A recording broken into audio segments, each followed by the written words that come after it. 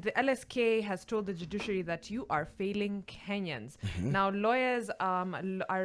lawyers lobby movement body, which is the LSK, says that the progress that has been made in the past is being eroded because of increasing corruption and a failure to keep state in check by the judiciary. And of course, in a criticism of the Judicial Service Commission, that is JSC, yesterday, LSK, through its president, Faith Odhiambo, said that there were credible allegations of institutionalized corruption within the judiciary, which was actually increasingly undermining public confidence and trust. So Ms. Odhiambo said that there were complaints of unfettered bribery and unethical conduct by judicial officers, which she said has continued to weaken and undermine the justice system and at the same time erode the credibility and effectiveness of the judiciary. That's right. She says, quote, "We have effectively returned to that era of unaccountable state power, extrajudicial killings, abductions, corruption, weaponizing investigative agencies for political purposes,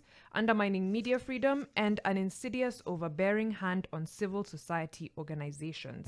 That comes in the wake of the 2024 State of the Judiciary and Administration of Justice report, where the CJ talked about what progress the judiciary has made in terms of using technology, of course, to handle cases, reducing the case backlog, and many other things. But what the LSK chair is saying is indeed very important. I think the judiciary is our last line of defense against unfettered power by the executive. Yeah. So if the judiciary is compromised, then truly, we're on our own. Yeah, we do not have a level of defense. Speaking of which, I think the 2010 constitution is one of the strongest constitution to be adopted.